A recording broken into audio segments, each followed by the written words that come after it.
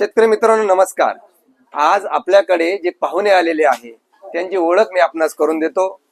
Mohnish दुसरिया sir आपल्याकडे आलेले आहे आणि त्यांची ओळख सांगायची झाली तर ते MSc ॲग्री ॲग्रोनॉमिस्ट आहे। कोरोमंडल मध्ये R&D ला त्यांनी 5 वर्ष सेवा दिलेली आहे।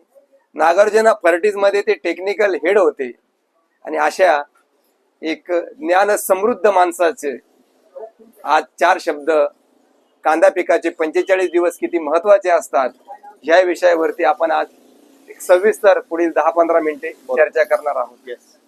साहेब, कांदा पिकामध्ये तुम्ही मागील 15 वर्षापासून अभ्यास करताय, मी 2001 पासून कांदा या पिकामध्ये अभ्यास करत असताना कांद्याचं उत्पादन वाढवत असताना जमिनीचं आरोग्य टिकवणे आणि कांद्याची उत्पादन क्षमता म्हणजे कांद्याचं उत्पन्न वाढवणे यामध्ये फार काम करतोय। परंतु तरी सुद्धा आपलं क्षेत्र असं आहे, दररोज एका नवीन पावलावरती एक नवीन गोष्ट आपल्याला शिकायला मिळत असते। या अनुषंगाने साहेब, कांद्याला बेसल डोस हा किती महत्वाचा आहे आणि कांद्याचं खत व्यवस्थापन हे 35 ते 40 दिवसामध्ये होणं किती बंधनकारक आहे याबद्दल शेतकऱ्यांमध्ये जनजागृती होणं गरजेचं आहे। आपण वारंवार असे मेसेज, असे व्हिडिओ किंवा वेगवेगळ्या तज्ञांच्या मुलाखतीमधून हा संदेश देत असतो, पण तरी सुद्धा 60, 70, 80 दिवसामध्ये पर्यंत कांदा पिकाला खत व्यवस्थापन करताना नवे तर कृषी सेवा केंद्रांमधून खताच्या गोण्याच्या गोण्या नेत असताना शेतकरी आपल्याला दिसतात आणि मग त्याचा परिणाम जमिनीच्या आरोग्यावर असेल, कांद्याच्या उत्पन्नावर असेल, त्याच्या टिकवण क्षमतेवरती असेल आपल्याला पाहावयास मिळतो। तर त्या अनुषंगाने एक मार्गदर्शन शेतकरी बांधवांपर्यंत जाऊ द्या। 100% आपण सुरुवात करूयात। जे शेतकरी बिजवळीद्वारे कांद्याची जी पेरणी करतात त्या शेतकऱ्यांसाठी बेसल डोस हा फार महत्वाचा आहे। कारण की ज्यावेळेस आपण बी पेरतो त्यावेळेस त्याच्यामध्ये 2 प्रक्रिया व्हायला पाहिजेत आणि दोन्ही प्रक्रिया ह्या सोबत व्हायला पाहिजेत। एक, पांढऱ्या मुळांची वाढ, जोमदार वाढ आणि वरती शाखीय विस्तार, या 2 गोष्टी सोबत। त्यामध्ये कांद्याची मानजाड होणे आणि पातीची संख्या वाढणे। आता पात्यांची संख्या वाढणे हा आपला शब्द आहे, बरोबर, पण त्याला आपण म्हणू शकतो कॅनोपी डेव्हलप करणे। जितकं मोठा वडाचं झाड तितकी मोठी सावली, बरोबर। जितकी मोठी कांद्याची कॅनोपी किंवा पात्यांची संख्या जेवढी मोठी जास्त होईल तेवढीच त्याची मान जास्त होणार आहे आणि तेवढंच उत्पादनात वाढ होणार। म्हणजे सरळ गणित आहे, जितकी पातीची संख्या जास्त तितकी मान जास्त आणि जितकी पातीची संख्या जास्त तितके कांद्यावर येणारे घेर म्हणजे पापुद्रे जास्त। म्हणजे आपल्याला पहिले 45 दिवसामध्ये पिकाने कांदा पिकाचा जो जारवा आहे, ज्याला मुळे आपण म्हणतो, जास्तीत जास्त निरोगी तंतुमय मुळ्या, लांब सडक मुळ्या आपल्याला तयार करणं गरजेचं आहे। यामध्ये पातीची संख्या वाढवणं गरजेचं आहे, मान जाड करणं गरजेचं, आणि यामध्ये मग त्या अनुषंगाने त्या पद्धतीनं त्याचं खत व्यवस्थापन असेल आणि रोग कीड नियंत्रण, संजीवके, विद्राव्य खते याचा वापर करणे असेल। सोबत सगळ्यात महत्वाचं सॉइल हेल्थ, जमिनीचं आरोग्य हे कधीच शेतकऱ्यांनी विसरलं नाही पाहिजे। दुसरी गोष्ट, सगळ्यात महत्वाची गोष्ट, जे काय तुम्हाला खत व्यवस्थापन जमिनीद्वारे करायचंय ते तुम्ही जास्तीत जास्त 40 दिवसापर्यंत केलं पाहिजे। कांदा जे पीक आहे शॉर्ट ड्युरेशनल क्रॉप आहे, 80-90 दिवसामध्ये शेताच्या बाहेर होतं। तुम्ही जर कधी तिथं मोठे खतं वापरणार 50-50 किलो, 80 ते 90 दिवसात आपण त्याचं पाणी तुटतं म्हणजे ते जरी 120 दिवस 110 दिवस कालावधी घेत असलं पण त्याचं 80 ते 90 दिवसापर्यंत दरम्यान त्याचं शेवटचं पाणी बसतं आणि पहिले 45-50 दिवसापर्यंत त्याची शाखीय वाढ होत आणि नंतर मग तयार झालेली पात असेल, खोड असेल, आपण जे म्हणतो ना आता 4थीच्या पुस्तकात हरितद्रव्याची निर्मिती पिकाच्या पानात होते।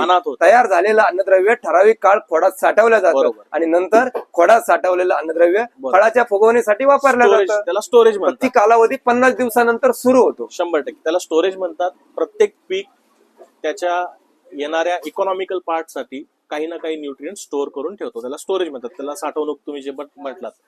पण खताचं जे नियोजन आहे मातीद्वारे 40 ते 50 दिवसापर्यंत शेवट करा आणि नंतर जे तुम्हाला खत व्यवस्थापन करायचं आहे त्याच्यामध्ये सगळ्यात जास्त मोठ्या प्रमाणात पाण्यावाटे जे सॉल्युबल खत आहेत त्यांचा वापर करणे आणि दुसरं फवारणीद्वारे जास्तीत जास्त खताचं व्यवस्थापन एक शेवटच्या टप्प्यामध्ये व्हायला पाहिजे।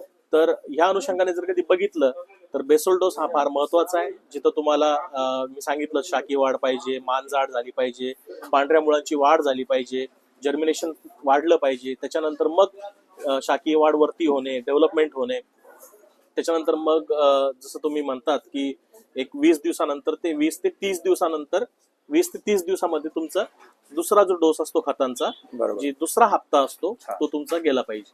आणि त्याच्यानंतर मग तुम्ही त्याच्यामध्ये बायोस्टिम्युलंट्स असतील, काही ह्युमिक ऍसिड्स असतील, फुल्विक ऍसिड्स असतील, अमिनो ऍसिड असतील, यांचे जे ग्रॅन्युअल्स असतात त्याचा वापर तुम्ही सॉइल हेल्थ मॅनेज करण्यासाठी मातीची जी क्षमता असते किंवा हेल्थ असते त्याला सुधारण्यासाठी तुम्ही करू शकता. परंतु यामध्ये आपण ज्या ठिकाणी आता बसलेलो आहोत, हा कोपरगाव तालुका जवळजवळ 50% गोदामाईच्या कुशीत वसलेला आहे. बरोबर. आणि एक मागील 5-10 वर्षापासून किंवा 15 वर्षापासून सोयाबीन कांदे हे जे शेतकऱ्यांचं गणित आहे, आणि याचा निश्चित एक जमिनीचं आरोग्य बिघडलेलं आहे 100%. आणि मोठ्या प्रमाणात रासायनिक खताचा वारेमाप वापर होताना या खूप ठिकाणी मोठ्या दिसतोय. प्रमाणात होतो. मग यामध्ये जीवाणू संवर्धनाचा वापर असेल, जैविक खताचा वापर असेल, कंपोस्ट खताचा वापर असेल, फार गरजेचं हा आहे. आपल्याला फार गरजेचं आहे. पिकाच्या वाढीच्या काळामध्ये गरजेचं आहे. जमिनीचं आरोग्य टिकवण्याच्या दृष्टीने हा करावा लागणार आहे. आणि दुसरी गोष्ट, तुम्ही आपण जी खतं टाकणार आहोत, ही खतं पिकाला खाण्याच्या अवस्थेत आणून ठेवण्यासाठी मायक्रो ऑर्गॅनिझम yes. जमिनीच्या पोटात असावी लागणार आहे. त्यासाठी सुद्धा ज्या आपल्याला जमिनीमध्ये मायक्रो ऑर्गॅनिझम नाहीत, सूक्ष्मजीव नाहीत, ॲझोटोबॅक्टर, नायट्रोसमोनस, नायट्रोबॅक्टर, जितक्या बॅक्टेरियाज आहेत ते नाहीत, किंवा कोणतेही जीवजंतू, गांडूळ आजकाल दिसत नाहीयेत, असे जे रानं आहेत ज्याच्यामध्ये ह्या प्रकारे कोणतेही जीवजंतू दिसत नाहीयेत, जे आपले मित्र आहेत, दुश्मन बरोबर. नाहीत, ते असतीलच तरच शेती होणार आहे, ते नसतील तर शेती होणार नाही. 15-20 आणि ती वर्षापूर्वी ही जमिनीत उपलब्ध होती. उपलब्ध होते, आता आणि नाही. मग टाकलेले रासायनिक खतं ती त्या पिकाला आता- खाण्याच्या अवस्थेत आता आणून त्याच्यामध्ये ठेवली जात दोन- होती. बरोबर आहे तुमचं. त्याच्यामध्ये दोन गोष्टी, एक गोष्ट तुम्हाला फार महत्वाची सांगतो शेतकरी मित्रांनो, रासायनिक खत हे देवाने दिलेलं वरदान आहे आपल्याला. रासायनिक खत वाईट नाही, रासायनिक खतांचा वापर वाईट आहे. बरोबर. कोणी जर कधी म्हटलं 50 किलो युरिया टाका, आपण 100 किलो टाकतो. कोणी म्हटलंय की नाही, एका त्याचा एकरामध्ये अतिरेक वाईट आहे. अतिरेक, इम्बॅलन्स म्हणजे काय, असमतोलता. फर्टिलायझर किंवा खतांचा वापर ज्यावेळेस आपण करतो, तो समतोल आहार त्याला गेला पाहिजे. आपल्या जमिनीची पोत कशी आहे, आजही जर आपण बघितलं तर 50-20-20 हीच रासायनिक खताची शिफारसीत मात्रा कांदा पिकासाठी आहे. बरोबर. परंतु आपले जे शेतकरी टाकतात जवळजवळ 70-70 किंवा फॉस्फेटचं प्रमाण खूप वाढतं. 70-50 अशा प्रमाणात हो. मोठ्या प्रमाणात भरमसाठ खतं आणि वापरताना दुसरं काय आपण होतं की आपण फक्त NPK वरच भर देतो, पण जे मायक्रोन्युट्रिएंट्स आहेत त्यांचाही खूप मोठ्या प्रमाणात रोल आहे. म्हणजे जीवाणू संवर्धनाचा वापर असेल, Yes. कंपोस्ट खताचा वापर असेल, सूक्ष्म अन्नद्रव्याचा वापर असेल, या सगळ्या गोष्टी आपल्याला महत्वाचे आहे. अन्नद्रव्याचं व्यवस्थापन करताना हा. विचारात घ्याव्याच आणि लागणार आहे. समतोल आहार व्यवस्थापन, त्याला शब्द असा पाहिजे की समतोल आहार व्यवस्थापन. जितकं आपल्या पिकाला पाहिजे तेवढंच जमिनीत टाका. जमीन खत खात नाही, खत खातं ते आपलं पीक. म्हणून जमीन सॉइल टेस्टिंग करणे, आपल्या जमिनीमध्ये किती पोषक तत्व आहेत, किती न्यूट्रिएंट्स आहेत, त्याचा अभ्यास करणे, त्याचा अभ्यास करून मग परत तुमच्याकडे येऊन परत मग बघायचं की हा ही स्टडी आहे, याच्यामध्ये एवढे न्यूट्रिएंट्स आहेत, आपल्याला द्यायचं किती आहे, कांदा पीक घेणार किती आहे. तर या सगळ्यांचा अभ्यास करूनच शेतकऱ्यांनी खतांचा वापर केला पाहिजे. आता त्याच्यामध्ये आहे, शेतकऱ्यांना बरेच चॅलेंजेस आहेत, प्रॉब्लेम्स आहेत. खूप शेतकरी याच्याकडे निग्लेक्ट करतात त्या गोष्टींना, पण हे फार महत्वाचं आहे. परंतु उत्पादन सांगण्यास वाढीसाठी एक अभिमान वाटतो की मागील 4 वर्षापासून मौनगिरी कृषी दीपक ही संस्था अशी आहे, खताची शिफारस करताना त्या शेतकरी बंधूंना पहिले विचारलं जातं का त्या रानात पहिले पीक कुठलं होतं. बरोबर. हे तुमच्याकडे फार माती परीक्षणाचा अहवाल असेल तो तुम्ही आम्हाला दाखवावा, नसेल तर त्या रानात पहिले पीक कुठलं होतं आणि त्या जमिनीचा पोत कसा आहे, बरोबर. हे मागच्या विचारलंच रब्बी पाहिजे. हंगामामध्ये कुठलं पीक होतं, 100%. या सगळ्या गोष्टींचे विचार विनिमय झाल्यानंतर मग त्या शेतकरी बांधवांना कांद्यासाठी कुठल्या खताचा वापर केला पाहिजे आणि आंबवणीला म्हणजे लागवडीला कुठलं खत आणि आंबवणीला कुठलं बरोबर. खत टाकलं पाहिजे याचा चार्ट आमच्या दुकानामधून बनवून दिला जातो. हो. आणि यामध्ये मागील 3 वर्षापासून आपण NPK कॉन्सो, झिंक सोलेबल बॅक्टेरिया, बरोबर. मायक्रोरायझा, ट्रायकोडर्मा, कंपोस्ट खत याचा आवर्जून वापर आपण लागवडीला म्हणजे बेसलला दिला आपल्याकडून शिफारस केल्या जाते. आणि मग आंबवणीला जी शिफारसीत कांद्याची जी मात्रा आहे तिचा डोस आपण शेतकरी बांधवांना आंबवणीला टाकवायला सांगतो. आणि साहेब निश्चित याचे इतके चांगले परिणाम शेतकरी बांधवांना मिळाले, जमिनीची उत्पादकता तर वाढलीच, रासायनिक खताचा वापर कमी झाला आणि निश्चित त्याचा परिणाम तुम्ही जो संतुलित हा शब्द प्रयोग करता त्याचा परिणाम कांद्याच्या समृद्ध वाढीवर झालेला आपणास पाहावयास मिळत आहे. मग त्यामध्ये कांद्याची जोमदार वाढ असेल, रोगप्रतिकारक शक्ती असेल, या सगळ्या गोष्टी आपणास पाहावयास मिळत आहे. आणि मग दुसरा चॅलेंज, पहिला टप्पा जो आहे का ज्यामध्ये तुम्ही सांगितलं कांद्याचा जारवा म्हणजे मुळी वाढवणे, कांद्याची मान जाड करणे, पातीची संख्या वाढवणे, आणि मग 45 दिवसानंतर दुसरा टप्पा येतो का ज्यामध्ये कांद्यावरची टर्पल ज्याला आपण म्हणतो घेर आपण वाढवले. आता त्या घेरची जाडी करणे, पिलिंगची जाडी वाढव, जाडी वाढवणे, फार महत्त्वाचं. यावरती आपल्याला काम करावं लागतं. 100%. आणि मग निश्चितच त्यामध्ये आपण गरजेप्रमाणे कॅल्शियम हायड्रोजन फॉस्फेट असेल किंवा पोटॅशियम सॉल्ट ऑफ फॉस्फरस असेल, बरोबर. याचा आलटून पालटून वापर करणे असेल, कॅल्शियम नायट्रेटचा वापर असेल, सल्फरचा वापर असेल, तो मग स्प्रे मधून असेल किंवा खालून असेल, पाण्यातून असेल, या पद्धतीने आपण तो करतो. आणि निश्चितच जे सोशल मीडियावर बरंच फिरतंय 250 क्विंटल 300 क्विंटल उत्पादन, या गोष्टी थोड्याशा खंत आणि वेदनादायक वाटतात. कांद्याचं उत्पादन साहेब आपल्याला 200 क्विंटल पाहिजे, परंतु 200 क्विंटल उत्पादन जे आहे, 200 क्विंटलच्या आतबाहेर निघालेला कांदा हा टिकतो पण आणि मार्केटमध्ये चांगल्या रेटनी विकतो पण. परंतु 200-300 क्विंटलच्या पुढे बोलणं तर निश्चितच त्याच्या टिकवण क्षमतेवर सुद्धा काहीतरी विपरीत परिणाम होत असतो. आणि हे करत असताना त्या काळी आईचा सुद्धा फार मोठ्या प्रमाणात कस लागतो. अतिरेक खताचा वापर असेल आणि मग जमिनीचा खराब होत चाललेला पोत असेल, त्यातून मग खराब होणारं पाणी असेल, अशा अनेक समस्यांना आपल्याला भविष्यात पुढे जावं लागणार. तुम्हाला सांगतो, जमिनीची पोत खराब होणे याच्यामुळे होणारे जे त्रास आहेत, जसं जितक्या ह्या बिमाऱ्या आहेत त्या 3 प्रकारच्या बिमाऱ्या असतात, एअरबॉर्न, सॉइल बॉर्न आणि सीड बॉर्न. सॉइल बॉर्न म्हणजे मातीतून जन्म घेणाऱ्या बिमाऱ्या या कांदा पिकामध्ये खूप जास्त आहेत. आणि ह्या सुद्धा खतांचा अतिरेक करणे किंवा जे मायक्रो ऑर्गॅनिझम्स याचा वापर न करणे, त्याच्यामुळं ह्या सगळ्या बिमाऱ्या ज्या नवीन नवीन येत आहेत आणि त्याच्या मागं शेतकऱ्यांचा खर्च वाढतोय. मग प्रत्येक वेळेस पेस्टिसाइड घ्या, फंगिसाइड घ्या, इन्सेक्टिसाइड घ्या, हे सुद्धा जे कारण आहेत ना, हे सुद्धा खताच्या व्यवस्थापनाशी जुडलेले आहेत, निगडीत आहेत. तर शेतकऱ्यांना विनंती आहे की त्यांनी खत व्यवस्थापन हा जो विषय आहे हा फार गांभीर्याने घेतला पाहिजे. त्याच्यामध्ये कॉम्बिनेशन केलं पाहिजे, इंटिग्रेशन केलं पाहिजे. रासायनिक खतांचा वापर करा, जे NPK आहेत त्यांचा वापर करा, सूक्ष्म अन्नद्रव्यांचा सांगण्यास एक खेददायक वेदनादायक गोष्ट अशी आहे, ज्यावेळेस कोणीतरी काहीतरी शिफारसीत केलेले खताचे डोस शेतकरी घेऊन येतात आणि त्याप्रमाणे मग लागवडीला शिफारस केलेलं ते डोस घेतात, आंबवणीला डोस टाकतात आणि परत खुरपणीला म्हणजे 3 टप्प्यात ऊसाप्रमाणे म्हणजे नाही का आपण म्हणतो झापडी, खन्नी आणि कोली, म्हणजे इन पीक हे 80 दिवसाचं आहे आणि याला 3 टप्प्यात डोस दिला जातं. आणि मग त्याचा जर आपण खर्च पाहिला, खूप मोठा 26-27 हजार रुपये खर्च हा फक्त कांदा पिकाच्या खत व्यवस्थापनावर शेतकरी बांधव करतात. एक हात जोडून कळकळीची विनंती आहे, इतक्या मोठ्या प्रमाणात अतिरेक खताचा वापर कांदा पिकाला लागत नाही. 50-20-20 ही विद्यापीठाची शिफारसीत खत मात्र आहे. आणि मग त्यामध्ये ही जी शिफारसीत खत मात्र आहे तिचा सूक्ष्म अन्नद्रव्याबरोबर असेल, जीवाणू संवर्धनाबरोबर असेल, सेंद्रिय खताबरोबर असेल, आपल्याला एक संतुलित वापर करायचा आहे. आणि मग तो जो खर्च आहे, लागवडीचा डोस आणि आंबवणीचा डोस, याचा एकत्रित जर गणित खर्च जर आपण बघितला तर एक 10 ते 12-13 हजारापर्यंत दोन्ही डोस प्रति एकरी बसावे, जेणेकरून कांद्याचा उत्पादन खर्च जो आहे तो सरासरी 45 ते 50 हजाराच्या आसपास यावा. बरोबर, असं एकंदरीत सगळी व्यूहरचना आपण रचावी.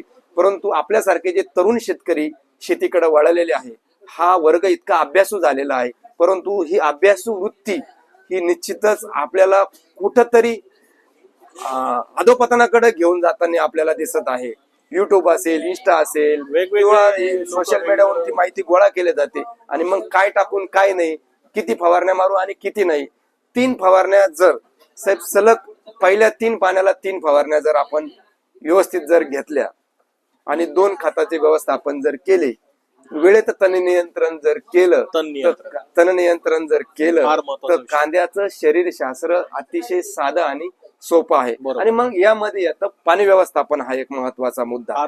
पाणी व्यवस्थापन जर अचूक जर झालं तर निश्चित कांद्या इतकं सोपं पीक नाही, कांद्या इतकं शाश्वत आणि कमी खर्चाचं पीक नाही. परंतु यामध्ये आमच्या सारख्याचे जे सोशल मीडियावरती व्हिडिओ जातात यामधून मग शेतकरी बांधवांमध्ये असा मेसेज जातो की या ठिकाणी खर्च वाढतोय काय, अतिरेक फवारण्या केल्या पाहिजे काय. परंतु आमचे जे व्हिडिओ तुमच्यापर्यंत पोहोचतायत जरा बारकाईने अभ्यास करा. पिकाच्या वाढीच्या वेगवेगळ्या टप्प्यावरती एक मोजक्या शिफारसी आम्ही केलेल्या असतात. त्याचा वापर आपण अतिशय काटेकोरपणाप्रमाणे जर केला तर एक जास्तीत जास्त 50 ते 60 हजारच्या दरम्यान कांदा पिकाला सर्व खर्च आला पाहिजे. परंतु आज जर कांदा पिकाचा व्यवस्थापनाचा जर खर्च बघितला तर सरासरी लाख रुपयाच्या आसपास शेतकरी बांधव खर्च करताना दिसत आहे. 100% ठीक आहे, डिसेंबर मध्ये लागवड झालेली कांदे ही सरासरी 150, 200, 200 पर्यंत उत्पादन देतील. परंतु आता रोप ही पावसामुळे लेट पडलेली होती. या लागवडी 15 जानेवारीच्या आत बाहेर होणार आहे. फेब्रुवारीच्या 15 फेब्रुवारी नंतर तापमान हे वाढून जातं आणि मग ते उत्पादन येतं 100 क्विंटलच्या आत बाहेर कमी होत जातं. आणि मग मिळणारं 100 क्विंटल उत्पादन आणि त्याला मिळणारा 1000 रुपयाचा भाव लाख रुपये होतात आणि खर्च आपण लाख रुपये केलेला आहे. या सगळ्या गोष्टीचा विचार या ठिकाणी होणं गरजेचं आहे. साहेब, तुम्ही आलात, तुमचा अनमोल असा वेळ दिलात आणि निश्चित ही एक चर्चा घडली, थोडंफार हितगुज घडलं. आपल्या दोघांच्या मनात जी खतखत होती ती शेतकरी बांधवांपर्यंत पोहोचली. या संदर्भात आपले काही प्रश्न असेल तर आपण निश्चित कमेंट बॉक्स मध्ये टाईप करावे. सदैव मोहनगिरी कृषी दीपक ही संस्था आपल्या सेवेमध्ये तत्पर आहे. आणि निश्चितच साहेब, आपला एक छंद आहे का एखाद्या पिकाबद्दल अभ्यास करणे, रिसर्च करणे, शेतकऱ्यांचे अनुभव घेणे, शेतकऱ्याच्या वेगवेगळ्या ज्या प्रॅक्टिसेस आहे का ज्यामध्ये आंतरमशागती असतील, पाणी व्यवस्थापन असेल, रोग कीड नियंत्रण असेल, कुठल्या खताचे कसे परिणाम पाहावयास मिळतात आणि मग खताचे पिकाच्या वाढीसाठी वापर करत असताना सूक्ष्म अन्नद्रव्याचा पिकाच्या वाढीवरती किती प्रमाणात, वयाच्या कोणत्या टप्प्यावर किती वापर करावा, विद्राव्य खताचा कमीत कमी वापर करून उत्पादन कसं वाढवता येईल, जीवाणू संवर्धनाचा वापर कसा वाढवता येईल, तसेच महत्वाचं येतं ते म्हणजे पिकाची फेरपालट. या बाबतीत सुद्धा आम्ही मागील 10 वर्षापासून अत्यंत बारकाईने असा अभ्यास करत आहोत. आणि यामध्ये खरीपात कुठलं पीक घ्यायचं, रब्बीत कुठलं घ्यायचं, मागच्या रब्बीत कुठलं पीक घ्यायचं आणि मग खरीपात कुठलं पीक करून रब्बीमध्ये कुठलं पीक करायचं, यावरती बारकाईने आम्ही अभ्यास करत आहोत. आणि 100% हीच प्रॅक्टिस, हाच अनुभव भविष्यामध्ये आपल्या कांदा शेतीला, आपल्या काळी आईला वाचवणार आहे. मी पुन्हा पुन्हा सांगतो, नदीकाठची जमीन, नदीकाठची शेती हळूहळू धोक्यात येत चालली आहे. आणि याचं कारण पाण्याचा अतिरेक वापर असेल, पिकाचं फेरपालट न करणे असेल. साहेब, मार्च मध्ये आमच्याकडे पाणी कमी पडतात आणि शेवटचं पाणी खारं भरल्यामुळे जमिनीचा जो आपण ढेकूळ आपल्याला जो म्हणतो तो दगडापेक्षाही कडक होत चाललेला आहे आणि ही निश्चितच धोक्याची घंटा आहे. धन्यवाद.